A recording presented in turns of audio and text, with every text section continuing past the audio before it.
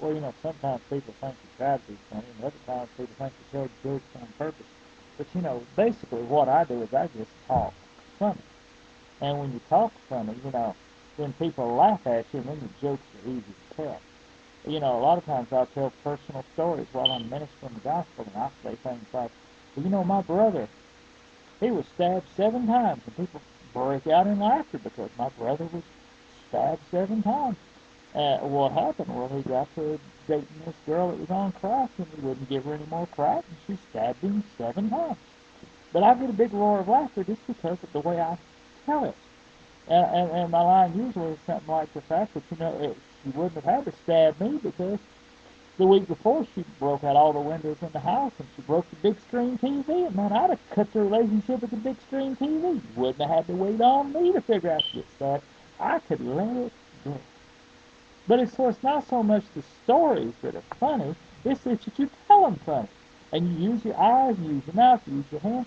And as you speak and as you minister and teach the gospel, especially in simple church, especially in one-on-one relationships, small group gatherings, it's so important to use the innate, so to speak. Because you use words you don't normally use and you insinuate them, and it makes it funny. But you use the comical and that you use the emotions and you use the stories and you let people know that your life is like their life, that your family is like their family at their best and at their worst, and yet at the same time you point them to the Lord and you help them to understand that no matter how chaotic things are, there's humor in everything, and God has the biggest sense of humor ever because He made you and He made me. And if I was doing humor anyplace else, man, it's easy to make drunks laugh. It's hard to make church people laugh. It's hard to get a funeral to laugh, but I've made a funeral laugh before. I've told stories that'll make people at a funeral laugh because it's not always the situation. It is the fact that you're able to be funny without being obscene. And, and if I was going to do funny jokes, I would do things like the reason same-sex marriage failed in California is because all the men have been having same sex for years, and they're not voting for more at the same time. You see, it's got nothing to do with the premise. It's just got to do with the fact that it is funny. Funny has to do with the unexpected.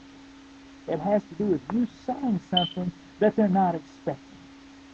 And when you catch people by surprise, you can get them to laugh. And if you can get somebody to laugh, if you catch them by surprise the second time, you can tell them something serious. And laughter has opened the door for you to be able to speak truth into their life. For them to be able to laugh at themselves or laugh at you. Because we're entertainers. We entertain. We draw attention and say, come and look. And while you come look, I'll point you to Jesus. While you come and look, I'll tell you about the Son of God. While you stop and listen and start to laugh, I'll tell you something serious. That my God made you everything, and He loves you, and He sent His Son to die on your behalf, that you can live forever and ever in heaven, and you can laugh all the way there, because God has a sense of humor. And thank God He gives us one too. And it's one of the greatest tools you can use to share the gospel.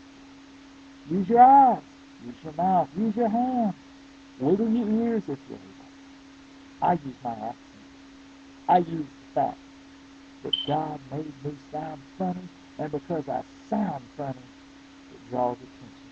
And I use the attention for my life.